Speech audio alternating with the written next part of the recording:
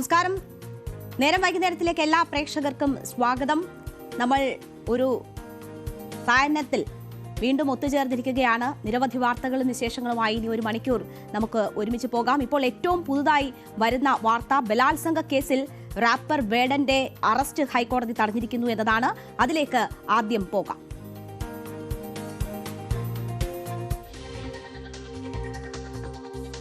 ബലാത്സംഗ കേസിൽ റാപ്പർ വേടന്റെ അറസ്റ്റ് തടഞ്ഞിരിക്കുന്നു ഹൈക്കോടതി. ഉഭയകക്ഷി സമ്മതപ്രകാരമുള്ള ശാരീരിക ബന്ധം എങ്ങനെ ബലാത്സംഗമാകുമെന്ന് കോടതി ചോദിച്ചു.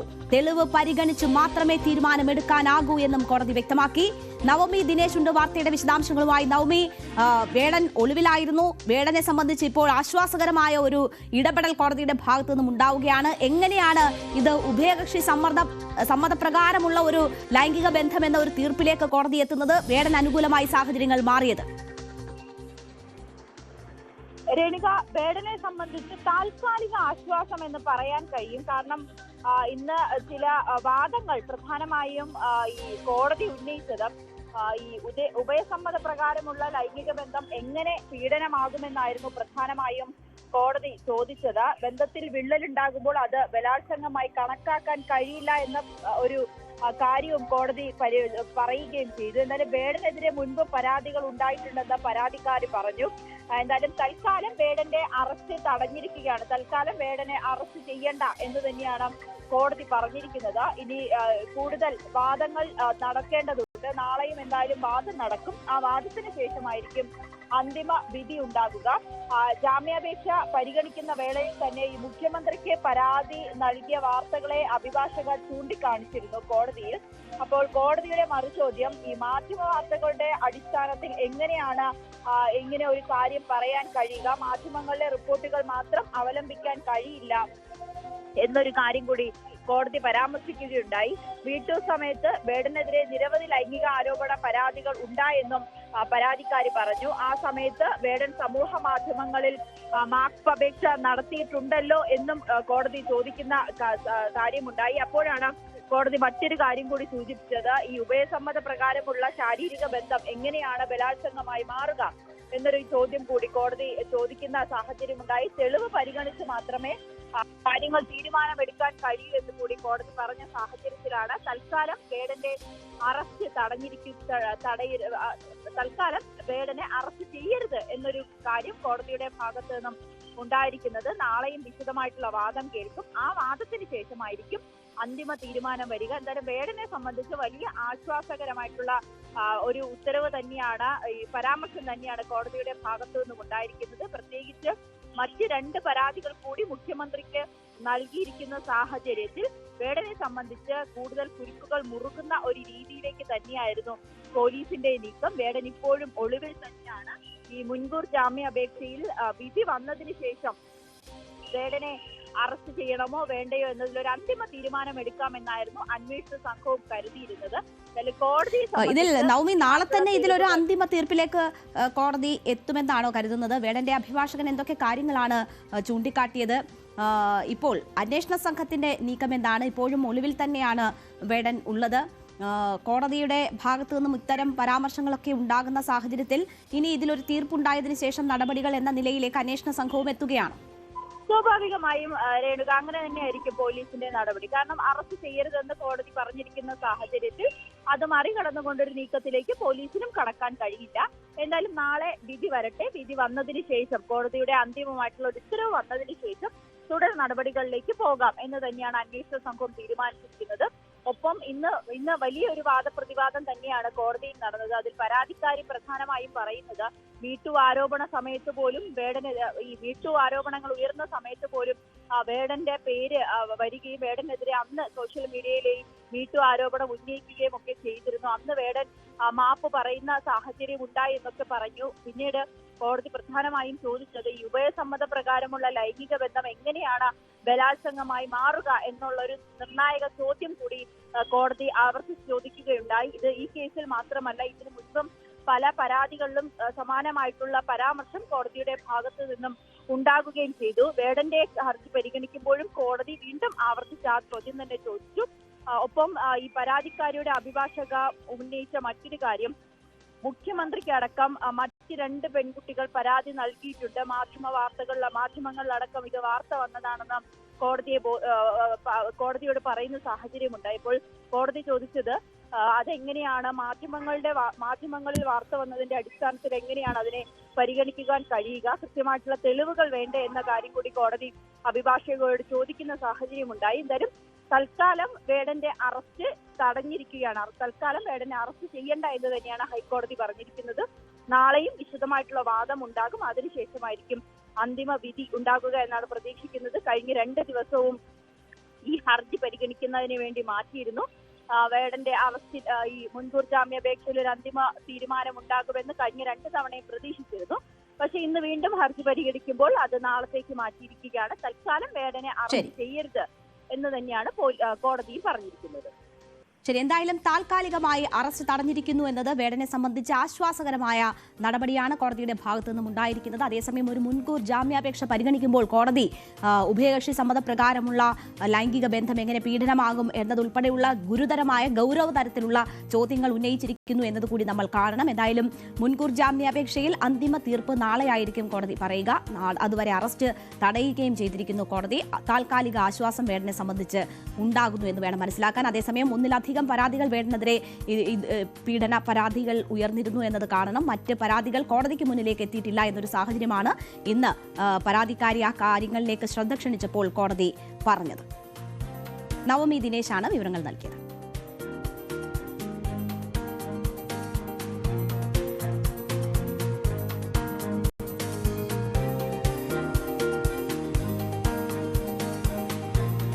ഉപരാഷ്ട്രപതി തെരഞ്ഞെടുപ്പിന് സുദർശൻ റെഡ്ഡിയെ ഇന്ത്യ മുന്നണി സ്ഥാനാർത്ഥിയായി പ്രഖ്യാപിച്ചിരിക്കുകയാണ്. ഇന്ന് മല്ലികാർജ്ജുൻ ഖർഗെയാണ് ഈ നിർണായക പ്രഖ്യാപനം നടത്തിയിരിക്കുന്നത്. മല്ലികാർജ്ജുൻ ഖർഗെയുടെ വസതിയിൽ നടന്ന യോഗത്തിന് ശേഷമാണ് ഇന്ത്യ മുന്നണി ഏകകണ്ഠമായി അവരുടെ സ്ഥാനാർത്ഥിയെ പ്രഖ്യാപിച്ചിരിക്കുന്നത്. സുപ്രീം കോടതി ജഡ്ജിയായിരുന്ന സുദർശൻ റെഡ്ഡിയെ അവർ സ്ഥാനാർത്ഥിയായി പ്രഖ്യാപിച്ചിരിക്കുകയാണ്.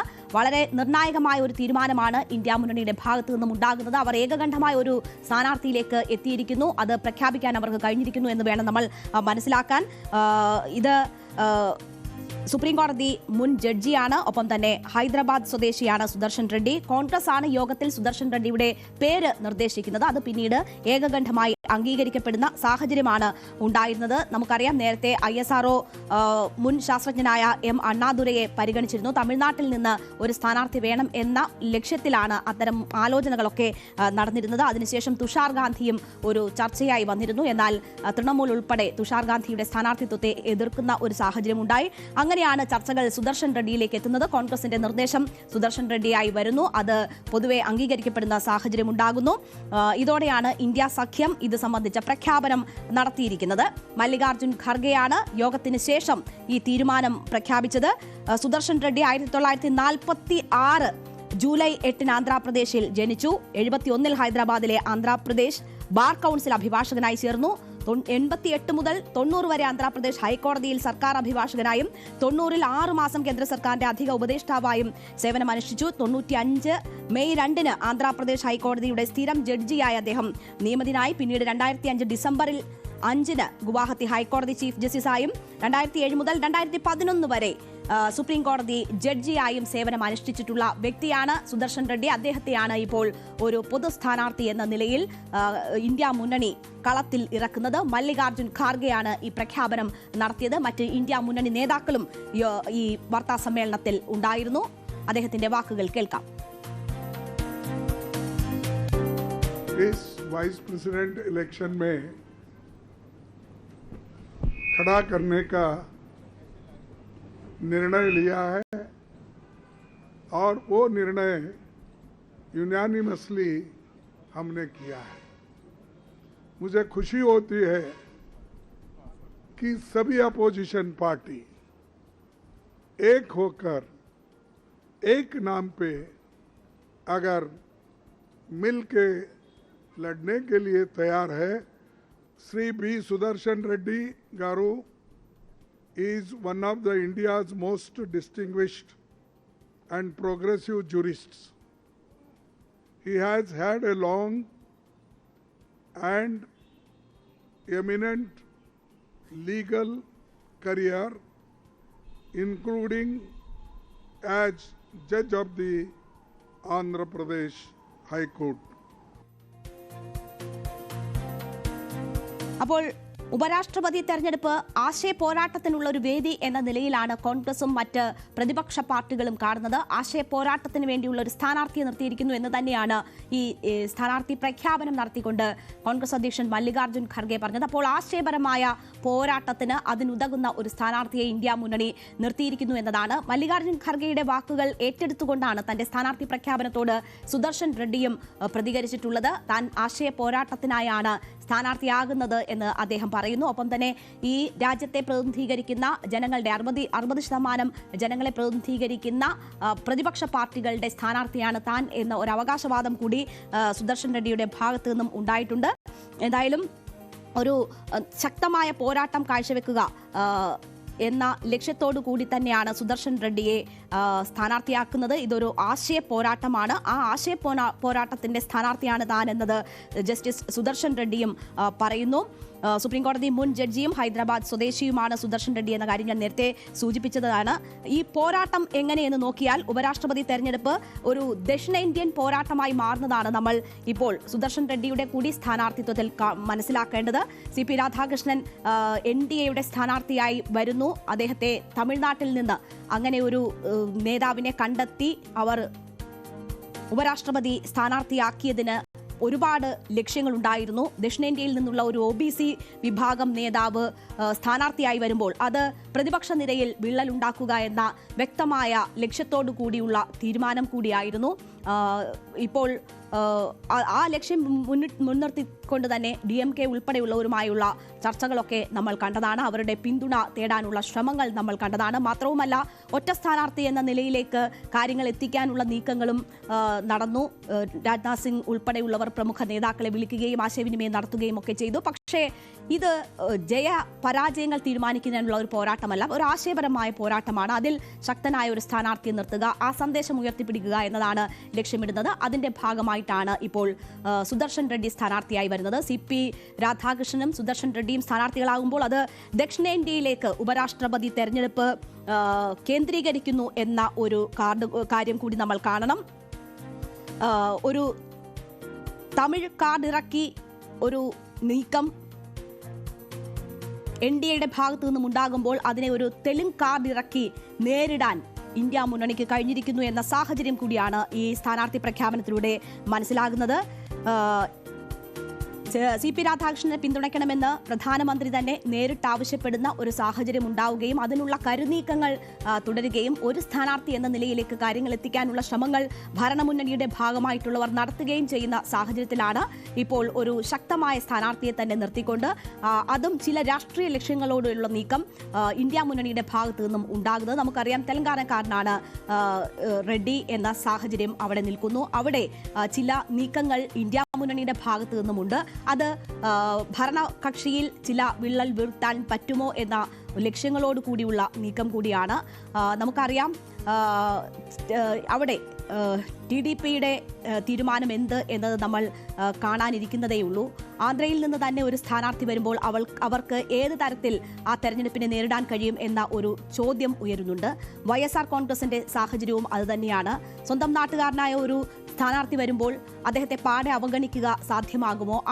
ആ രാഷ്ട്രീയ പാർട്ടികൾക്ക് ഈ വിഷയത്തിൽ എന്ത് തീരുമാനമെടുക്കാൻ കഴിയും? അവർ എല്ലാം ഒറ്റക്കെട്ടായി അത്തരം ഒരു തീരുമാനത്തിലേക്ക് എത്തുമോ എന്നതൊക്കെ നമ്മൾ കാത്തിരുന്ന് കാണേണ്ടുന്ന കാര്യങ്ങളാണ്. അപ്പോൾ ആ സാഹചര്യങ്ങൾ കൂടി ഉപകാരപ്പെടുത്തുക, പ്രയോജനപ്പെടുത്തുക എന്ന ഒരു ലക്ഷ്യം വെച്ചുകൊണ്ടുള്ള സ്ഥാനാർത്ഥിയാണ് ഇന്ത്യ മുന്നണി ഇപ്പോൾ പ്രഖ്യാപിച്ചിരിക്കുന്നത് എന്നത് നമുക്ക് ഈ സ്ഥാനാർത്ഥി പ്രഖ്യാപനത്തിൽ നിന്ന് ആദ്യം തന്നെ വായിച്ചെടുക്കാൻ കഴിയും. ഈ ഇന്ത്യ സഖ്യത്തിൽ വിള്ളലുണ്ടാക്കാനുള്ള നീക്കം ചെറുത്തു എന്നത് ഒരു വളരെ പ്രധാനപ്പെട്ട കാര്യം.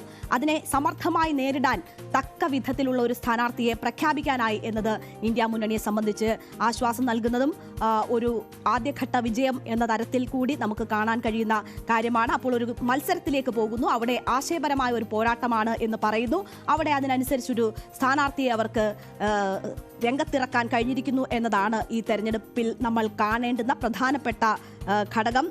NDAയിലും ഇന്ത്യ സഖ്യത്തിലും നിലയുറപ്പിക്കാത്ത YSR കോൺഗ്രസ് പോലെയുള്ള പാർട്ടികൾ ഈ കാര്യങ്ങളിൽ ഏതെങ്കിലും തരത്തിൽ നിലപാട് സ്വീകരിക്കുന്നോ എന്നത് നമ്മൾ കണ്ടറിയേണ്ടതാണ്. അങ്ങനെയൊക്കെ ഉണ്ടാകുന്ന സാഹചര്യം വന്നാൽ കുറച്ചുകൂടി പ്രസക്തിയും രാഷ്ട്രീയ പ്രാധാന്യവും ഈ തെരഞ്ഞെടുപ്പിന് വന്നു ചേരും എന്നതുകൂടി കാണണം. എന്തായാലും 22-നാണ് സൂക്ഷ്മ പരിശോധന നടക്കുക. 21-ന് സുദർശൻ റെഡ്ഡി നാമനിർദ്ദേശ പത്രിക നൽകും എന്ന കാര്യം ഇന്ന് മല്ലികാർജ്ജുൻ ഖാർഗെ സ്ഥിരീകരിക്കുന്നുണ്ടായിരുന്നു. അപ്പോൾ 22-ന് സൂക്ഷ്മ പരിശോധന നടക്കും. പത്രിക പിൻവലിക്കാൻ 25 വരെ സമയമുണ്ട്. സെപ്റ്റംബർ 9-ന് പുതിയ പാർലമെന്റ് മന്ദിരത്തിലാണ് വോട്ടെടുപ്പ്. പകൽ 10 മുതൽ 5 വരെയാണ് പോളിംഗ് നടക്കുക. അന്നാണ് ഈ തെരഞ്ഞെടുപ്പ് നടക്കുക. ലോക്സഭ രാജ്യസഭ എംപിമാരാണ് ഉപരാഷ്ട്രപതിയെ തെരഞ്ഞെടുക്കുന്നതിനുള്ള ഇലക്ടറൽ കോളേജ് അംഗങ്ങൾ. 782 നിലവിൽ ഇലക്ടറൽ കോളേജിലെ സംഖ്യ. ജയിക്കാൻ വേണ്ടത് 392 വോട്ടുകൾ. BJPക്ക് 341 എംപിമാരുണ്ട്. NDAയിൽ ആകെ 426 പേരും ഉണ്ട് എന്നിരിക്കെ തെരഞ്ഞെടുപ്പ് ഫലം സംബന്ധിച്ച് യാതൊരു ആശങ്കകൾക്കോ അല്ലെങ്കിൽ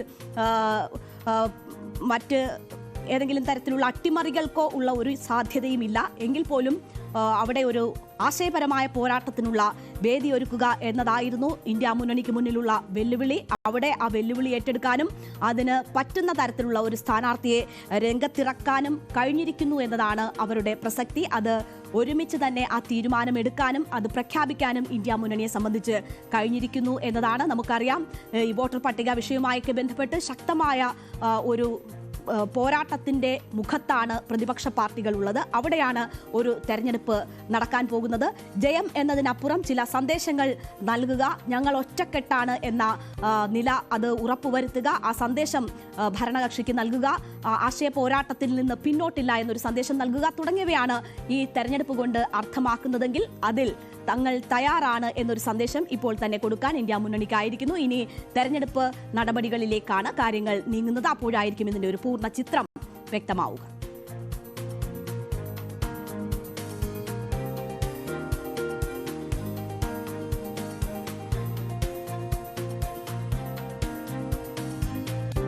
ഒരൊറ്റ ഫേസ്ബുക്ക് മലയാളികളെ ആകെ സന്തോഷത്തിലാക്കിയത് നമ്മൾ ഇന്ന് കണ്ടതാണ്. ഉച്ചയ്ക്ക് 1 മണിക്ക് ശേഷമാണ് മലയാളികൾ കേൾക്കാൻ കാത്തിരുന്ന, ഏതാണ്ട് 7 മാസമായി മലയാളികൾ കേൾക്കാൻ കാത്തിരുന്ന ആ വാർത്ത നമുക്ക് മുന്നിലേക്ക് എത്തുന്നത്. അത് ആന്റോ ജോസഫിന്റെ ഫേസ്ബുക്ക് പോസ്റ്റിലൂടെയാണ് ഇന്ന് മലയാളികൾ ആ വാർത്ത അറിഞ്ഞത്. ലോകമെമ്പാടുമുള്ള ഒരുപാട് പേരുടെ പ്രാർത്ഥന ഫലം കണ്ടു. ദൈവമേ നന്ദി നന്ദി നന്ദി എന്ന് കുറിച്ച ആ കുറച്ച് വാക്കുകൾ മാത്രം മതിയായിരുന്നു എല്ലാവർക്കും കാര്യം മനസ്സിലാകാനും. എല്ലാവരുടെയും പ്രാർത്ഥന ഫലം കണ്ടു. അങ്ങനെ മലയാളികൾ മൊത്തത്തിൽ സന്തോഷത്തിന്റെ മൂഡിലേക്ക് മാറുകയായിരുന്നു. തങ്ങളുടെ പ്രിയപ്പെട്ട നടൻ മമ്മൂട്ടി കഴിഞ്ഞ 7 മാസമായി അദ്ദേഹം ആരോഗ്യ പ്രശ്നങ്ങളെ തുടർന്ന് വിശ്രമത്തിലായിരുന്നു. ഇത്രയധികം നീണ്ട ഒരു കാലയളവ്, ഒരു ഇടവേള മമ്മൂട്ടി എന്ന മഹാനടനിൽ നിന്ന് ഇതുവരെ കേരളം കണ്ടിട്ടില്ല. അതുകൊണ്ട് തന്നെ ചെറിയ ഒരു സമയമാണ് എങ്കിൽ പോലും തന്നെ ആ ഇടവേള എന്നത് മലയാളികൾക്കൊരു വലിയ കാലഘട്ടമായി അനുഭവപ്പെട്ടു. അവർ ഓരോ നിമിഷവും അദ്ദേഹത്തിന്റെ മടങ്ങി വരവ് എപ്പോൾ എന്നത് ആലോചിച്ചു, അതിനുവേണ്ടി പ്രാർത്ഥിച്ചു, പ്രതീക്ഷിച്ച് കാത്തിരിക്കുകയായിരുന്നു. അപ്പോൾ പോലും ഫേസ്ബുക്കിലൂടെ ഓരോ സമയത്തും ഓരോ കാര്യങ്ങൾ പ്രേക്ഷകരോട്, അദ്ദേഹത്തിന്റെ പ്രധാനപ്പെട്ട ആരാധകരോട്, മലയാളികളോട്, ലോകമെമ്പാടുമുള്ള ആരാധകരോട് അദ്ദേഹം ആശയ സംവാദനം നടത്തിയിരുന്നു എങ്കിൽ പോലും ഈ വാർത്തയ്ക്ക് വേണ്ടിയാണ് മലയാളികൾ കൊതിച്ചത്.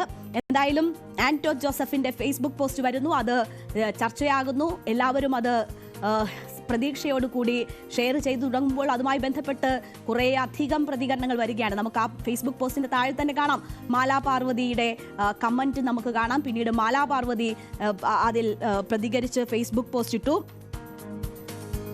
അത് വലിയ പ്രതീക്ഷ നൽകുന്ന ആ തിരിച്ചുവരവിനെ കുറിച്ചുള്ള ഒരു ഫേസ്ബുക്ക് പോസ്റ്റാണ് മാലാ പാർവതി ഇട്ടത്.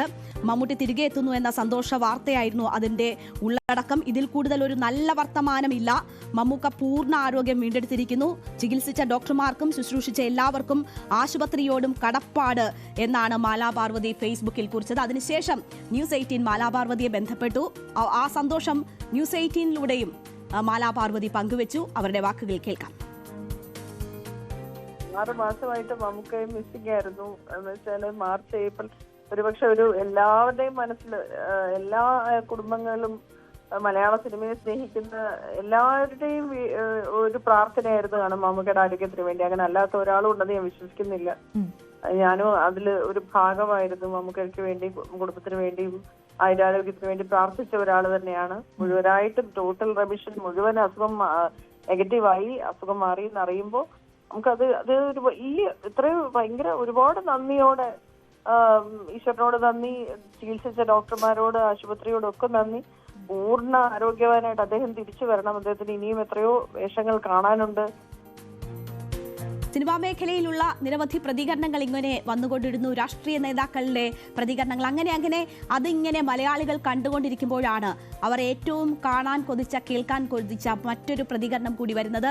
ഒരു ഹൃദയത്തിന്റെ ഇമോജിയോടുകൂടി മമ്മൂട്ടിക്ക് മുത്തം നൽകുന്ന ഒരു പടം മോഹൻലാൽ ഫേസ്ബുക്കിൽ പങ്കുവച്ചതാണ്. അതാണ് ഇന്ന് ഏറ്റവും കൂടുതൽ ഷെയർ ചെയ്യപ്പെടുന്ന, ഏറ്റവും കൂടുതൽ പങ്കുവെക്കപ്പെടുന്ന ഒരു ചിത്രം. അത്രമാത്രം ഓരോ മലയാളിയുടെയും ഹൃദയത്തെ സ്പർശിക്കുന്ന ഒരു ചിത്രമാണ് മോഹൻലാൽ ഈ വാർത്തയറിഞ്ഞപ്പോൾ പങ്കുവച്ചത്.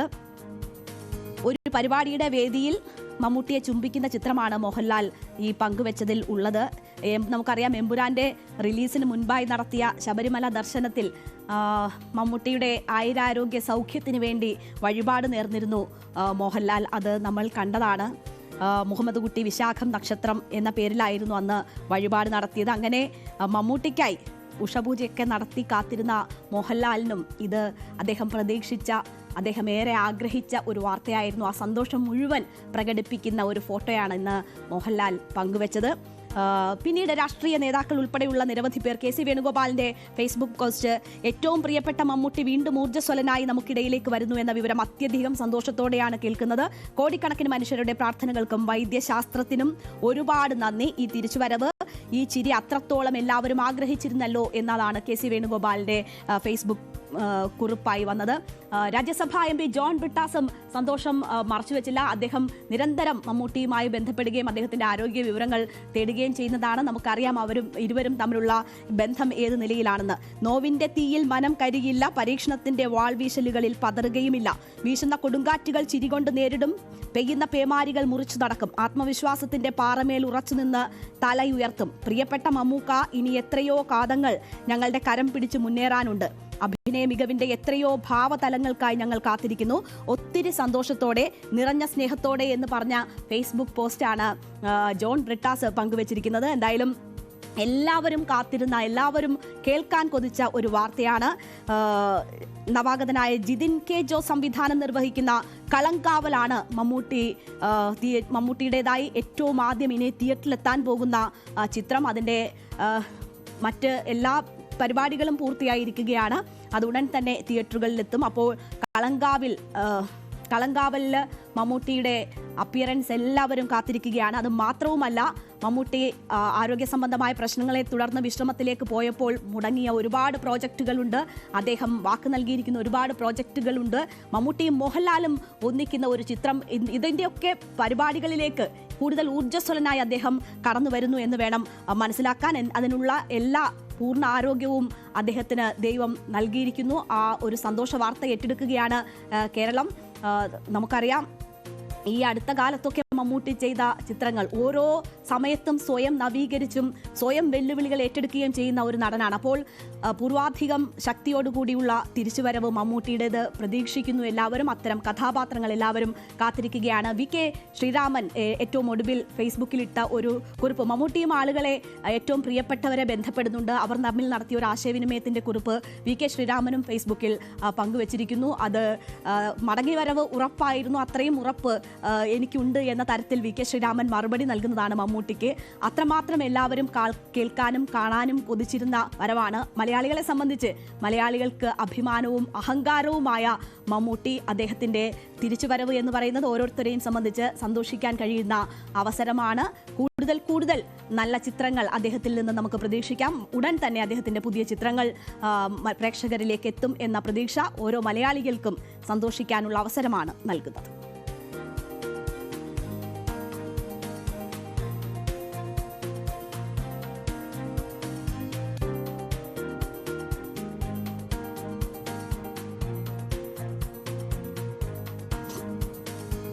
ഭരണമാറ്റമുണ്ടാകുമെന്നും മന്ത്രിമാരാകും എന്ന മോഹത്താൽ ഡൽഹിയിൽ നിന്ന് കേരളത്തിലേക്ക് ചേക്കേറാൻ ആഗ്രഹിക്കുന്ന എംപിമാരുടെ വാർത്ത ന്യൂസ് 18 കഴിഞ്ഞ ദിവസം പുറത്തുവിട്ടിരുന്നു. കോൺഗ്രസിൽ വലിയ ചർച്ചകൾക്കാണ് ആ വാർത്ത തുടക്കം കുറിച്ചിരിക്കുന്നത്. അണിയറയിൽ നടന്നു വന്ന പരിശ്രമങ്ങൾ അതാണ് ന്യൂസ് 18 പൊതുമധ്യത്തിലേക്ക് കൊണ്ടുവന്നത്. അതിനെ തുടർന്ന് കഴിഞ്ഞ ദിവസങ്ങളിൽ പ്രതികരണമുണ്ടായി. ഇന്ന് KPCC അധ്യക്ഷനോട് അതുമായി ബന്ധപ്പെട്ടുള്ള ചോദ്യങ്ങൾ ഉണ്ടാകുന്നു. നമ്മൾ ലിസ്റ്റ് ചെയ്ത MP-മാർ അത് അടൂർ പ്രകാശും, കൊടിക്കുന്നിൽ സുരേഷ്, ആന്റു ആന്റണി, ബെന്നി ബെഹനാൻ, MK രാഘവൻ, രാജ്മോഹൻ ഉണ്ണിത്താൻ, K സുധാകരൻ എന്നിവർ ഡൽഹിയിൽ നിന്ന് കേരളത്തിലേക്ക് എത്താൻ ആഗ്രഹിക്കുന്നു. സീനിയർ നേതാക്കളാണിവർ. അപ്പോൾ ഭരണമാറ്റമുണ്ടാകും, അവർക്ക് മന്ത്രിമാരാകാൻ ആഗ്രഹമുണ്ട്. ആ ഒരു അവസരം പ്രയോജനപ്പെടുത്താൻ അവർ നീക്കങ്ങൾ തുടങ്ങിയിരിക്കുന്നു എന്നതായിരുന്നു നമ്മളുടെ വാർത്ത. പക്ഷേ നമ്മൾ നൽകിയ ഈ വാർത്തയിൽ പെടാത്ത ചിലരും ഇത്തരം ആഗ്രഹങ്ങൾ കൊണ്ട് നടക്കുന്നു എന്ന തരത്തിലുള്ള വാർത്തകളും ചർച്ചകളും ഒക്കെ ഈ ന്യൂസ് 18 വാർത്ത വഴിവെച്ചു. അങ്ങനെ ഒരു ചോദ്യം ഇന്ന് KPCC അധ്യക്ഷൻ സണ്ണി ജോസഫിലേക്ക് വരികയാണ്. ആ ചോദ്യത്തിനോട് KPCC അധ്യക്ഷൻ സണ്ണി ജോസഫ് ഇന്ന് പ്രതികരിച്ചതാണ് വാർത്തയായിരിക്കുന്നത്. ഷാഫി വടകര ഉപേക്ഷിച്ച് പാലക്കാടേക്ക് മത്സരിക്കാൻ വരുമോ എന്ന ഒരു സംശയം കൂടി ഇതുമായി ബന്ധപ്പെട്ട് ഉയർന്നു. പർട്ടിക്കുലറായ ആ ക്വസ്റ്റ്യനാണ് ഇന്ന് KPCC അധ്യക്ഷന്റെ മുന്നിലേക്ക് എത്തിയത്. സണ്ണി ജോസഫ് പറയുന്ന മറുപടി എന്ത് എന്നത് കേൾക്കാം. ഈ നിയമസഭാ തെരഞ്ഞെടുപ്പ് വരികയാണല്ലോ അടുത്ത വർഷം. അപ്പോൾ ഈ MP-മാർ മത്സരിക്കുന്നത് സംബന്ധിച്ച് എന്തെങ്കിലും ധാരണ ഉണ്ടാവും? ഷാഫിക്ക് താല്പര്യമുണ്ടെങ്കിലും നടക്കില്ല. പുയ്യാപ്പിളെ വിട്ടുകൊടുക്കാൻ വടകരക്കാർ തയ്യാറില്ല. ഞാനൊന്ന് പറഞ്ഞു.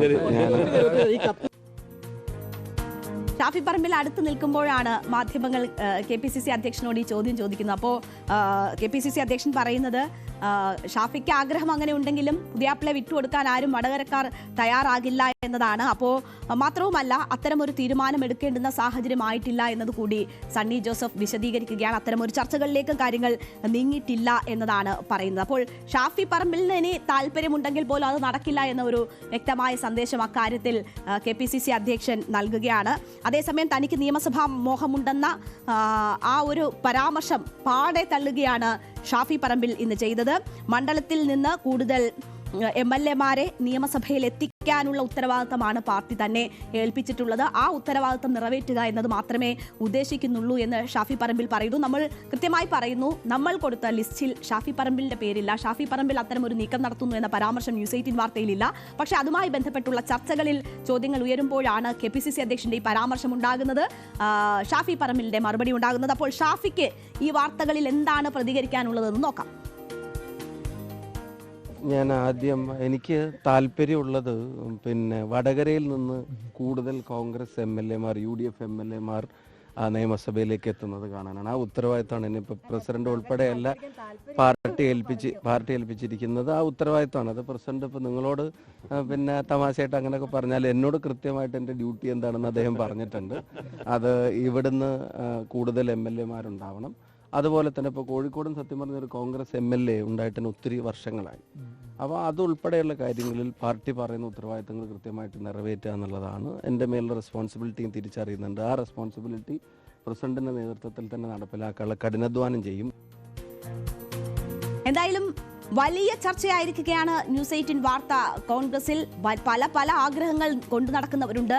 മന്ത്രിസ്ഥാന മോഹവുമായി മന്ത്രിക്കുപ്പായം തുന്നി കേരളത്തിലേക്ക് വരാനെത്തിയിരിക്കുന്ന ആളുകളെ കുറിച്ചുള്ള വാർത്തയാണ്. അപ്പോൾ അങ്ങനെ ഒരു നീക്കം നടക്കുന്നു എന്നറിയുമ്പോൾ കേരളത്തിലുള്ള പലരും അസ്വസ്ഥരാകുന്നത് നമ്മൾ കണ്ടതാണ്. കാരണം അവരൊന്നും ഇങ്ങോട്ട് വരണ്ട, ഇവിടുത്തെ കാര്യങ്ങൾ ഞങ്ങൾ തന്നെ നോക്കിക്കൊള്ളാം എന്ന മനസ്സുള്ള നേതാക്കൾ കേരളത്തിലുണ്ട്. നമ്മൾ ഇന്നലെ K മുരളീധരന്റെ ഈ വാർത്തയോടുള്ള പ്രതികരണം കണ്ടതാണ്. MP-മാർ ആരും മത്സരിക്കേണ്ടതില്ല എന്നതാണ് കഴിഞ്ഞ തവണ എടുത്ത തീരുമാനം. ആ തീരുമാനം തന്നെയാണ് ഇപ്പോഴും ഉള്ളത്. ആ തീരുമാനത്തിൽ ഒരു മാറ്റവും ഉണ്ടാകേണ്ടുന്ന സാഹചര്യം ഇപ്പോഴില്ല എന്നതാണ് K മുരളീധരൻ ഇന്നലെ വളരെ വ്യക്തമായി തുറന്നു തന്നെ പറഞ്ഞിരുന്നത്. അദ്ദേഹത്തിന്റെ ആ വാക്കുകൾ ഒരിക്കൽ കൂടി കേൾക്കാം. ഒരു സ്ഥാനാർത്ഥി നിർണയത്തിലേക്കൊന്നും പാർട്ടി കടന്നിട്ടില്ല. നിലവിലുള്ള നിയമം അനുസരിച്ച് MP-മാർ MLA-മാരായിട്ട് മത്സരിക്കാൻ പാടില്ല എന്നാണ് കഴിഞ്ഞ ഇലക്ഷൻ കാലത്ത് പാർട്ടി തീരുമാനിച്ചത്. നോക്കൂ, ഇപ്പോഴുള്ള നിയമം എന്താണ് എന്നുള്ള K മുരളീധരന്റെ ഓർമ്മപ്പെടുത്തൽ നമ്മൾ കണ്ടു. ഷാഫിക്ക് അങ്ങനെ ഒരു ചാൻസേ ഇല്ല എന്ന് പറയുന്ന KPCC അധ്യക്ഷനെ കണ്ടു. പക്ഷേ ഈ ആഗ്രഹമുള്ള MP-മാർ, ഇങ്ങനെ ആഗ്രഹിക്കുന്ന MP-മാർ ഉണ്ട് എന്നും അത് പിന്നീടായിരിക്കും അക്കാര്യങ്ങളിൽ തീരുമാനമെന്നും ചില പഠനങ്ങൾ നടക്കുന്നുണ്ട് എന്നും അതിന്റെ അടിസ്ഥാനത്തിലായിരിക്കും സ്ഥാനാർത്ഥി നിർണയവും എന്നും പറഞ്ഞ് ന്യൂസ് 18 വാർത്ത ആദ്യ ദിവസം തന്നെ സ്ഥിരീകരിച്ചത്. ഈ ലിസ്റ്റിൽ പേര് പറഞ്ഞ അടൂർ പ്രകാശ് MP ആണ്. അദ്ദേഹം അന്ന് ന്യൂസ് 18നോട് പറഞ്ഞ വാക്കുകൾ ഒരിക്കൽ കൂടി കേൾക്കാം. കോൺഗ്രസ് പ്രസ്ഥാനം തീരുമാനം എടുക്കേണ്ടതാണ്. പാർട്ടിയുടെ തീരുമാനം എന്താണെന്ന് വെച്ചാലും ആ തീരുമാനം നടപ്പാക്കുക എന്ന ഉത്തരവാദിത്വമാണ് ഞങ്ങളെ പോലെയുള്ള ആളുകൾ അതിനെ തീരുമാനിക്കേണ്ടതായിട്ടുള്ളത്. അത് ആ ഉത്തരവാദിത്വങ്ങൾ ഏറ്റെടുത്തുകൊണ്ട് പാർട്ടി പ്രവർത്തനങ്ങളുമായി മുമ്പോട്ട് പോകുക. അതിപ്പോ ആരൊക്കെ മത്സരിക്കണം, എന്തൊക്കെ ആയിരിക്കണം, എങ്ങനെ ആയിരിക്കണം എന്നതിനെ കുറിച്ച് ഒന്നും ഇപ്പോൾ പറയാൻ പറ്റുന്ന കാര്യങ്ങളല്ല. അത് കോൺഗ്രസ് തീരുമാനം, ഹൈക്കമാൻഡും മറ്റും എടുക്കുന്ന തീരുമാനത്തിന്റെ അടിസ്ഥാനത്തിൽ മാത്രമായിരിക്കും അതിന് ഒരു പരിഹാര മാർഗങ്ങൾ ഉണ്ടാകുന്നത്. അതിപ്പോ പല ആളുകൾക്കും കേരളത്തിലേക്ക് വന്നാൽ കൊള്ളാമെന്ന ആഗ്രഹം ഉണ്ടാകും എന്ന കാര്യത്തിൽ ഒരു സംശയമില്ല. പക്ഷേ അത് കോൺഗ്രസ് ഹൈക്കമാൻഡാണ് അന്തിമമായ ഒരു തീരുമാനം എടുക്കാനുള്ളത്. അതിനുശേഷം കോൺഗ്രസ് പാർട്ടിയും UDF-ഉം എല്ലാവരും ഒന്നിച്ചിരുന്ന് തീരുമാനമെടുത്ത് അത് നടപ്പാക്കും. അത്രയേ ഉള്ളൂ. അപ്പോൾ ന്യൂസ് 18 വാർത്ത തള്ളാതെ, ആഗ്രഹങ്ങൾ തള്ളാതെ, സാധ്യതകൾ തള്ളാതെ ആയിരുന്നു അടൂർ പ്രകാശിന്റെ ന്യൂസ് 18നോടുള്ള പ്രതികരണം. പക്ഷേ ഇപ്പോൾ നമ്മൾ KPCC അധ്യക്ഷന്റെ വാക്കുകൾ കേൾക്കുമ്പോൾ ഷാഫി പറമ്പിലിന്റെ സാധ്യതയെ പാടെ തള്ളുന്നു KPCC അധ്യക്ഷൻ. അതേസമയം ഇത്തരമൊരു ആഗ്രഹങ്ങളില്ലെന്നോ നീക്കമില്ലെന്നോ അതിനുള്ള സാധ്യതയില്ലെന്നോ പറയുന്നുമില്ല KPCC അധ്യക്ഷൻ എന്നത് നമ്മൾ നോക്കണം. അപ്പോൾ ചിലരുടെ കാര്യത്തിലെങ്കിലും അത്തരം വീണ്ടും വിചാരങ്ങൾ വേണ്ടിവരും, അല്ലെങ്കിൽ അത്തരം നീക്കങ്ങൾ ഉണ്ടായേക്കും എന്ന ഒരു സാധ്യത നിലനിർത്തിക്കൊണ്ടാണ് KPCC അധ്യക്ഷന്റെ ഇപ്പോഴത്തെ പ്രതികരണം ഉണ്ടായിരിക്കുന്നത്. ആ സാധ്യത പ്രയോജനപ്പെടുത്താനുള്ള മത്സരമാണ് കോൺഗ്രസിൽ ഒരു ഭാഗത്ത് നടക്കുന്നത്, അതായത് ഡൽഹിയിലെത്തിയ നേതാക്കളുടെ ഭാഗത്ത്, MP-മാരുടെ ഭാഗത്തു നിന്നും ഉള്ളത്. അതേസമയം അവിടെ നിന്ന് വരുന്നവരുടെ എണ്ണം മാക്സിമം കുറയ്ക്കുക എന്ന നീക്കം കേരളത്തിൽ ഈ മന്ത്രിസ്ഥാനം മോഹിച്ച് നടക്കുന്ന, ഭരണമാറ്റം ഉണ്ടാകുമെന്ന് പ്രതീക്ഷിച്ച് നിൽക്കുന്ന മുതിർന്ന നേതാക്കളുടെ ഭാഗത്തു നിന്നുമുണ്ട്. ഈ രണ്ട് ഏറ്റുമുട്ടലാണ് ഇപ്പോൾ കോൺഗ്രസിൽ പ്രധാനമായും നടക്കുന്നത്. ന്യൂസ് 18 വാർത്ത ആ നിലയിൽ തന്നെയുള്ളതായിരുന്നു. എന്തായാലും അത്തരം ചർച്ചകൾ കോൺഗ്രസിൽ സജീവമായി നടക്കുന്നു എന്നതാണ് ഈ ഓരോ പ്രതികരണങ്ങളും തെളിയിക്കുന്നത്.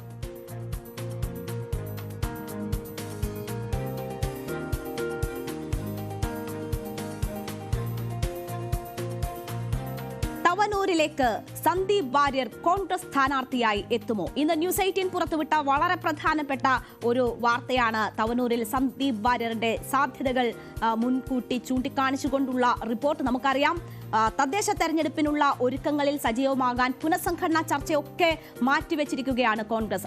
അങ്ങനെ തെരഞ്ഞെടുപ്പിന് ഒരുങ്ങാനുള്ള നീക്കമാണ് പാർട്ടിയിൽ നടക്കുന്നത്. ഈ തദ്ദേശ തെരഞ്ഞെടുപ്പിനൊപ്പം തന്നെ നിയമസഭാ തെരഞ്ഞെടുപ്പുമായി ബന്ധപ്പെട്ടുള്ള കൂടിയാലോചനകളും നീക്കങ്ങളും ഒക്കെ വളരെ സജീവമായി നടക്കുകയാണ്. BJP തദ്ദേശ തെരഞ്ഞെടുപ്പിന്റെ മണ്ഡലങ്ങൾ നിശ്ചയിച്ചുകൊണ്ട് അവിടെ തന്നെ അതിനുള്ള സ്ഥാനാർത്ഥികളെ ഇറക്കി തെരഞ്ഞെടുപ്പ് കളം പിടിക്കാനുള്ള നീക്കങ്ങൾ നടത്തുമ്പോൾ സമാനമായ ഓരോ മുന്നണികൾക്കുള്ളിലും അത്തരം നീക്കങ്ങൾ തന്നെ നടക്കുകയാണ്. അപ്പോൾ നേരിടുന്നത് ആദ്യം തദ്ദേശ തെരഞ്ഞെടുപ്പിനെ ആണെങ്കിലും ഒരുക്കങ്ങൾ തദ്ദേശ തെരഞ്ഞെടുപ്പിനും നിയമസഭാ തെരഞ്ഞെടുപ്പിനും ഒരുപോലെ നടക്കുകയാണ്. അപ്പോൾ തവനൂർ മണ്ഡലത്തിൽ KT ജലീൽ നാലാമതും എത്തും എന്ന കാര്യം കഴിഞ്ഞ ദിവസം ന്യൂസ് 18 റിപ്പോർട്ട് ചെയ്തിരുന്നതാണ്. ഇടതുമുന്നണി ഒരിക്കൽ കൂടി KT ജലീലിലൂടെ മണ്ഡലം നിലനിർത്തുക എന്ന ലക്ഷ്യത്തിൽ KT ജലീലിനെ അവിടെ സ്ഥാനാർത്ഥിയാക്കാൻ ഒരുങ്ങുന്നു.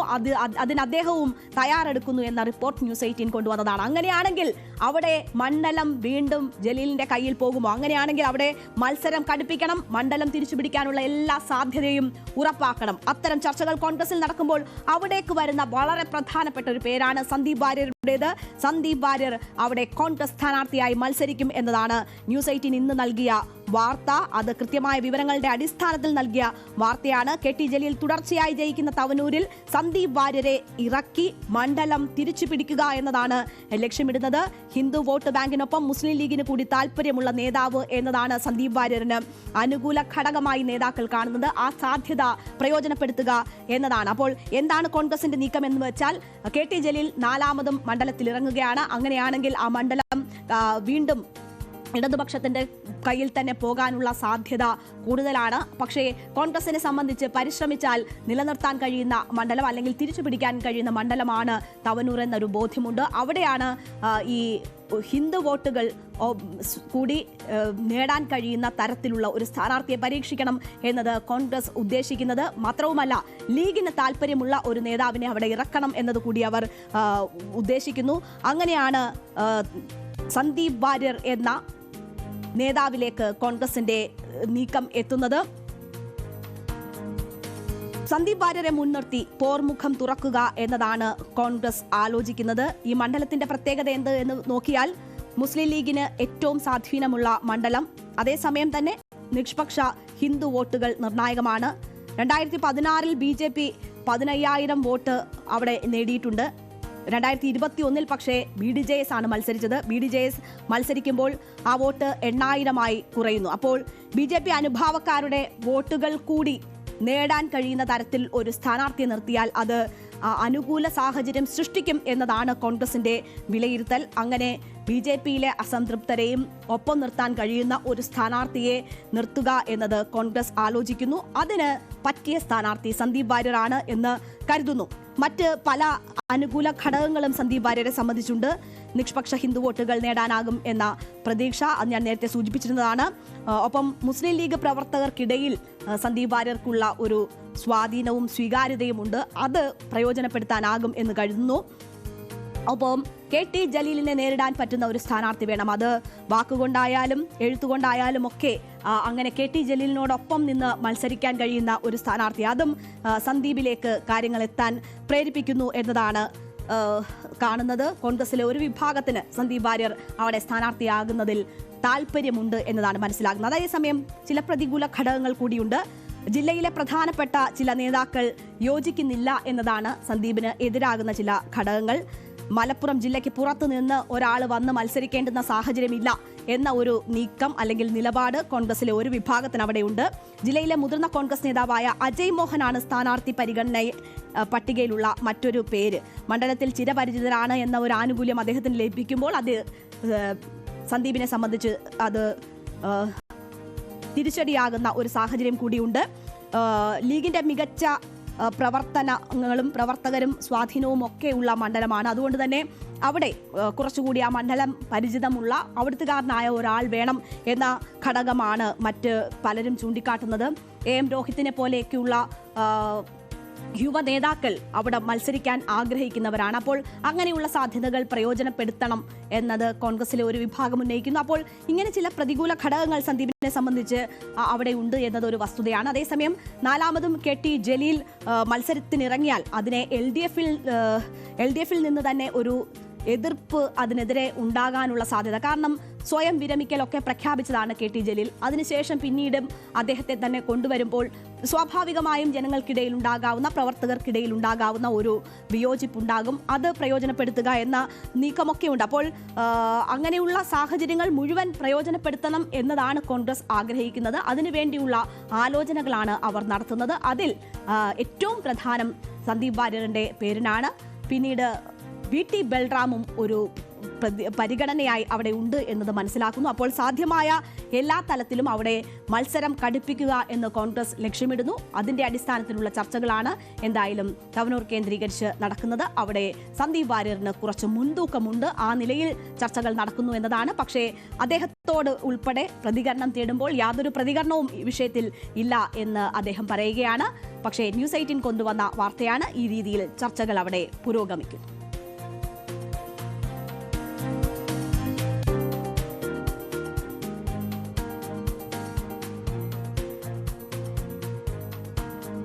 ധർമ്മസ്ഥലയിൽ എന്താണ് നടക്കുന്നത്? ധർമ്മസ്ഥലയിൽ നടപടികൾ, SITയുടെ നടപടികൾ നിർത്തിവെച്ചിരിക്കുന്നത് വലിയ ആശങ്കകൾ ഉണ്ടാക്കുകയാണ്.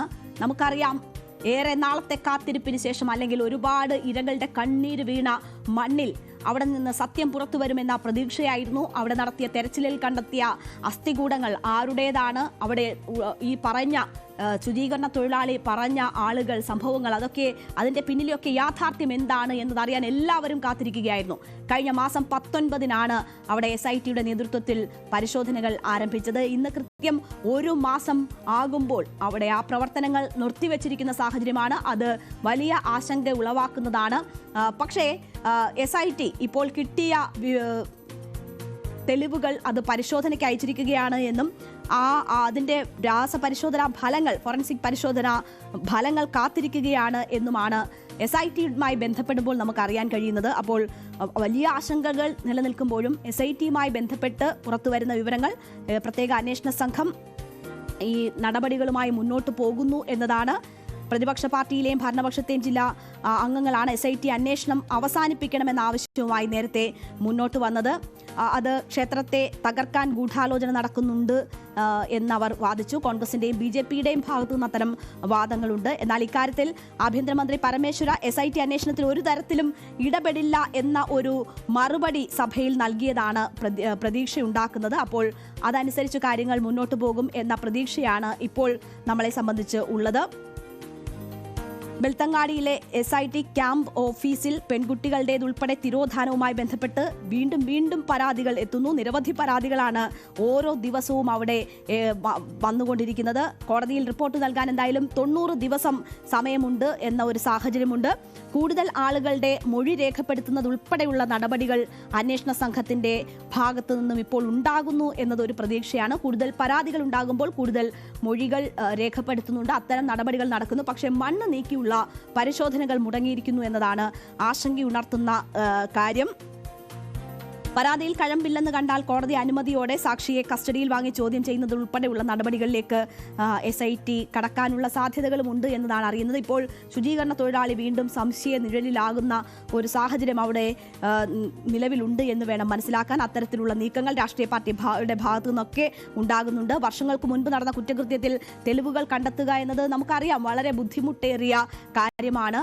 ആ സാഹചര്യം നമ്മൾ ഈ തെരച്ചിൽ നടക്കുമ്പോഴൊക്കെ കണ്ടതാണ്. ശുചീകരണ തൊഴിലാളി ചൂണ്ടിക്കാട്ടുന്ന പലയിടങ്ങളിൽ നിന്നും ഒരു തരത്തിലും അവശിഷ്ടങ്ങളൊന്നും ലഭിക്കാത്ത സാഹചര്യവും ഉണ്ടായിട്ടുണ്ട്.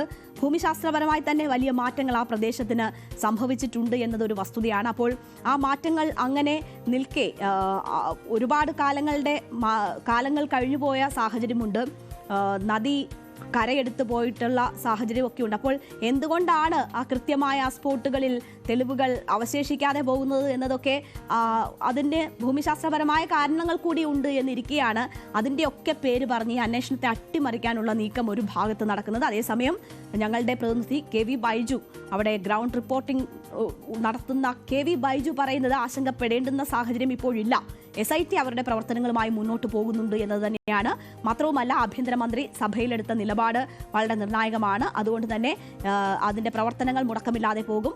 കുറ്റപത്രം നൽകുന്നതിന് 90 ദിവസത്തെ സമയപരിധിയുണ്ട്. അതിനോടകം തന്നെ കാര്യമായി നീക്കങ്ങൾ നടത്താനാണ് SIT തയ്യാറെടുക്കുന്നത് എന്ന് KV ബൈജു പറയുന്നു. ഒപ്പം തന്നെ ഫോറൻസിക് പരിശോധനാ ഫലം എന്നത് വളരെ നിർണായകമാകും. ആ പരിശോധനാ ഫലം കൂടി കാക്കുന്നുണ്ട് SIT തുടർ നടപടികളിലേക്ക് കടക്കാൻ എന്നതാണ് നമ്മളിപ്പോൾ മനസ്സിലാക്കുന്നത്. അപ്പോൾ ഒരു ഭാഗത്ത് ചെറിയ ആശങ്കകൾ രൂപപ്പെട്ടിട്ടുണ്ട്. ഇനിയും സത്യം പുറത്തു വരാതിരിക്കുമോ, ഈ അന്വേഷണത്തെ തന്നെ അട്ടിമറിക്കുമോ എന്ന സംശയം ഒരു ഭാഗത്തിരിക്കുമ്പോൾ പ്രതീക്ഷിക്കാവുന്ന ചില സാഹചര്യങ്ങൾ ഇപ്പോഴും ധർമ്മസ്ഥലയിലുണ്ട് എന്നത് KV ബൈജു അവിടെ നിന്ന് റിപ്പോർട്ട് ചെയ്യുന്നു. അപ്പോൾ നമ്മളുടെ പ്രധാനപ്പെട്ട ഫോക്കസ് വാർത്തകൾ ഇതാണ്. 5 ഫോക്കസ് വാർത്തകൾ നമ്മൾ കണ്ടു. നമ്മൾ ഇനി ഒരു ഇടവേളയിലേക്ക് പോവുകയാണ്. ഇടവേളയ്ക്ക് ശേഷം മറ്റ് സെഗ്മെന്റുകളിലേക്ക്.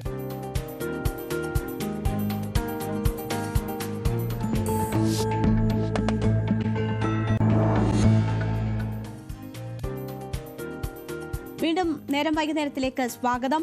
നമ്മൾ ഇനി ഒരു സെഗ്മെന്റിലേക്ക് പോവുകയാണ്. നമ്മൾ ചർച്ച ചെയ്ത വാർത്തകളുടെ ഇപ്പോഴത്തെ അവസ്ഥ, സാഹചര്യം എന്ത് എന്ന് പരിശോധിക്കുന്നു. എന്നിട്ടെന്തായിലേക്ക്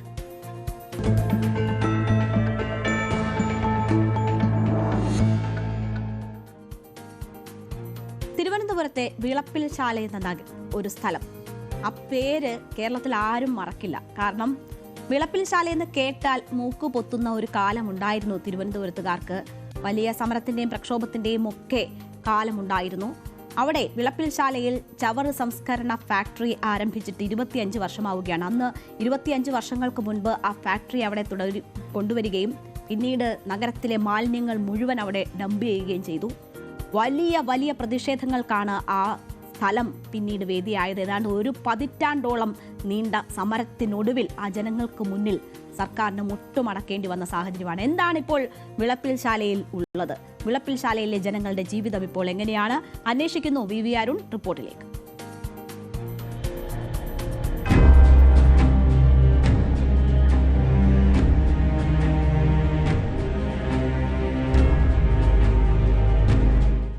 ശാന്തസുന്ദരമായൊരു ഗ്രാമത്തിലേക്ക് ഒരു നഗരത്തിന്റെ മുഴുവൻ മാലിന്യങ്ങളും കൊണ്ടുവന്നു സംസ്കരിച്ച് വളമാക്കാനെന്ന പേരിൽ. കുറെയൊക്കെ സംസ്കരിച്ചു, വളമാക്കി, ബാക്കിയുള്ളവ കൂട്ടിയിട്ടു. കാലക്രമേണ അതൊരു മാലിന്യമലയായി മാറി. ഇവിടത്തെ നീരുറവകൾ മലിനമാക്കപ്പെട്ടു. ജനങ്ങൾ നിത്യരോഗികളായി മാറി. യുവാക്കളുടെ കല്യാണം മുടങ്ങി. ഭൂമിയുടെ വിലയിടിഞ്ഞു. പലരും വീട് വിറ്റും വിൽക്കാതെയുമൊക്കെ നാട് വിട്ടുപോയി. അങ്ങനെ ഒരു നാടിന്റെ മുഴുവൻ ശാപമായി മാറിയ, ദുസ്വപ്നമായി മാറിയ വിളപ്പിൽശാല ചവർ ഫാക്ടറി. അതാണ് ഇവിടെ ഇപ്പോൾ ഇങ്ങനെ കാടുപിടിച്ചു കിടക്കുന്നത്.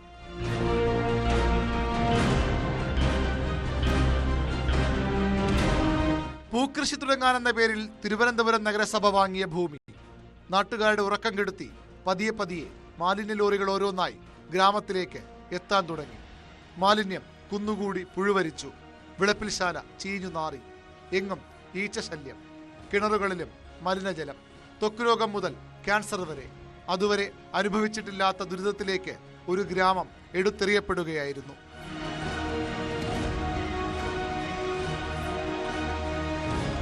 കൈയെല്ലാം വെറും പുണ്ണ് പിടിച്ചിരുന്ന് ഒരു വെള്ളം പോലും ഇവിടെ അന്ന് ആരും കുടിക്കില്ലായിരുന്നു. ഞങ്ങൾ ജീവിക്കാനില്ലായിരുന്നു. ചവറ് കൊണ്ടിടാൻ ഇതുപോലെ വരച്ചിട്ട് വീടില്ല, പള്ളിയില്ല, പള്ളിക്കൂടം ഇല്ല, ജനമില്ലെന്നു. ഹരിയ ഭാരപ്പെട്ട നമ്മളെല്ലാം ഇവിടെ ഉള്ളതാണ്. 3 സെന്റ് സ്ഥലത്തില്ലാത്ത എത്ര ആണുങ്ങൾ ഇവിടെ ചത്തു. ഇതുപോലെ പള്ളിയിൽ കൊണ്ടുപോകും, വരി വന്നു തിരിച്ചും മരിച്ചു കൊണ്ടുവരും ആണുങ്ങൾ. അങ്ങനെയൊക്കെ കുറെ പാടുപെട്ടു മക്കളായി. സമരങ്ങളുടെയും പോരാട്ടങ്ങളുടെയും കാലമായിരുന്നു വിളപ്പിൽശാലയെ കാത്തിരുന്നത്. സമാധാനപരമായ ധർണയിൽ തുടക്കം. പിന്നെ റോഡ് ഉപരോധങ്ങൾ, മാലിന്യ വാഹനങ്ങൾ തടയൽ, റോഡിന് തീയിടൽ, ലാത്തിചാർജുകൾ, അറസ്റ്റുകൾ. പോലീസുകാർ വിളപ്പിൽശാലക്കാരുടെ വീടുകളിൽ കയറിയിറങ്ങി. ഒന്നിനും മുന്നിൽ പതറാത്ത സമരവീര്യവുമായി 1 പതിറ്റാണ്ടിലേറെ വിളപ്പിൽശാലക്കാർ ഭരണകൂടത്തെ നേരിട്ടു.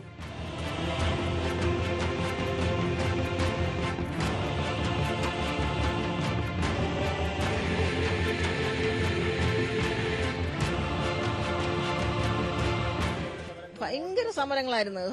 ഇവിടെ ഒത്തിരി പേരെ പോലീസ് പിടിച്ചോണ്ട് പോകാനൊക്കെ, പാർട്ടിക്കാരെയൊക്കെ അതിനൊക്കെ ഉള്ള അവസരങ്ങൾ പൊതുജനങ്ങളെ പിടിച്ചോണ്ടുപോയി. ഒത്തിരി പേരെയൊക്കെ പിടിച്ചോണ്ടുപോയി. പിന്നെ എന്തായാലും മുറുകാൻ എന്ന് പറഞ്ഞാൽ അവരുടെയൊക്കെ വലിയ ഒരു സഹകരണമാണ് ഇതില്. അവർ തന്നെയാണ് സാർ ഇതിന് എല്ലാത്തിനും നമ്മളെ കൂടുതൽ ഒത്തുകൂടിക്കാനും എല്ലാത്തിനും സഹകരിച്ച് അവരെയാണ്. എന്തെന്ന് പറഞ്ഞാൽ അവരെ തന്നെ നമ്മൾ ഓർക്കണം. ഒടുവിൽ അന്നാട്ടുകാരുടെ പോരാട്ടത്തിനു മുന്നിൽ സർക്കാരും നഗരസഭയും കീഴടങ്ങി. വിളപ്പിൽശാലയിലെ ചവർ സംസ്കരണ ഫാക്ടറി എന്നേക്കുമായി പൂട്ടി. നാടെമ്പാടുമുള്ള ജനകീയ സമരങ്ങൾക്കുള്ള ഊർജമായി, മാതൃകയായി വിളപ്പിൽശാല സമരം മാറി.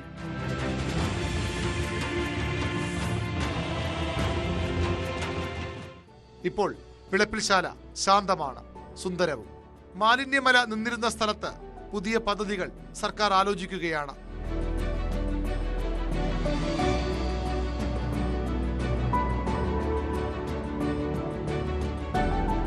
നിലവിലെ സാഹചര്യം അനുസരിച്ച് വിളപ്പിൽശാല ചവർ ഫാക്ടറി വിളപ്പിൽ ജനതയ്ക്കാകമാനം ഇപ്പൊ ഏകദേശം ഒരു 51,000 വരുന്ന പോപ്പുലേഷനുള്ള ഒരു വളരെ ബുദ്ധിമുട്ടുള്ള സാഹചര്യം നേരത്തെ നിലവിൽ നിന്നിരുന്നു.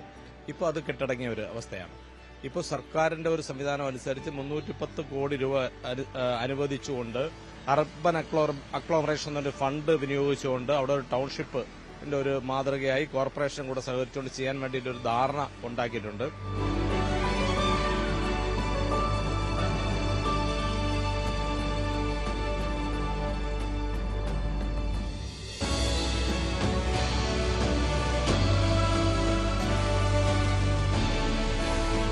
പത്ത് വർഷത്തോളം നീണ്ടുനിന്ന സമരങ്ങൾ, നിയമ പോരാട്ടങ്ങൾ, സംഘർഷങ്ങൾ.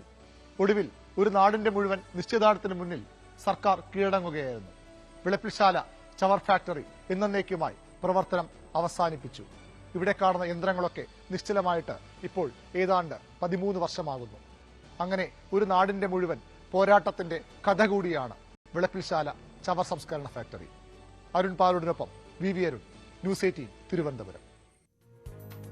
ഒരു നാടിന്റെ പോരാട്ടത്തിന്റെ കഥയെന്ന് പറയുമ്പോൾ തന്നെ അരുണിന് പിന്നിൽ നമ്മൾ കണ്ടത് അശാസ്ത്രീയമായി പഠനങ്ങളില്ലാണ്ട്, അവിടുത്തെ ജനങ്ങളെ മുഖവിലേക്കെടുക്കാണ്ട്, അവരുമായി യാതൊരു തരത്തിലും ഒരു സമവായത്തിലോ ആശയപരമായ അവരെ ഒപ്പം നിർത്താണ്ട് എടുത്ത പദ്ധതിയുടെ അവശേഷിപ്പാണ്. എത്ര കോടി ആണ് ആ രീതിയിൽ പാഴായി പോയത്. ഇനിയും അവിടെ പുതിയ പ്രോജക്റ്റുകൾക്ക് വേണ്ടിയുള്ള കാത്തിരിപ്പാണ്. സമരം അവസാനിച്ച് 13 കൊല്ലം കഴിഞ്ഞതിന് ശേഷവും ആ ഭൂമി പ്രയോജനപ്പെടുത്താനോ അല്ലെങ്കിൽ അവിടെ മറ്റേതെങ്കിലും തരത്തിലുള്ള പദ്ധതികൾക്ക് പ്രയോജനപ്പെടുത്താനോ ഇതുവരെ കഴിഞ്ഞിട്ടില്ല എന്ന ഒരു വസ്തുത കൂടി നമ്മൾ കാണണം. എന്തായാലും അതിനുള്ള നീക്കങ്ങൾ ഇപ്പോൾ നടക്കുന്നു എന്നത് ആശാവഹമാണ്. നടക്കട്ടെ. പാഴായി ഇട്ടിരിക്കാനല്ല ജനങ്ങൾ സമരം ചെയ്തത്. ജനങ്ങൾക്ക് കൂടി ഉപകാരപ്പെടുന്ന രീതിയിൽ ആ ഭൂമിയും പ്രദേശവും മാറട്ടെ, ഉപകാരപ്പെടട്ടെ എന്ന് നമുക്ക് ആശിക്കാം. എന്തായാലും നമ്മളുടെ ഇന്നത്തെ സായന യാത്ര ഇവിടെ അവസാനിക്കുകയാണ്. കൂടുതൽ വാർത്തകളും വിശേഷങ്ങളുമായി നാളെ സായനത്തിൽ വീണ്ടും കണ്ടുമുട്ടാം. ഇപ്പോൾ ഇടവേളയ്ക്ക് ശേഷം ലൈവ് അറ്റ് 6 കാണാം.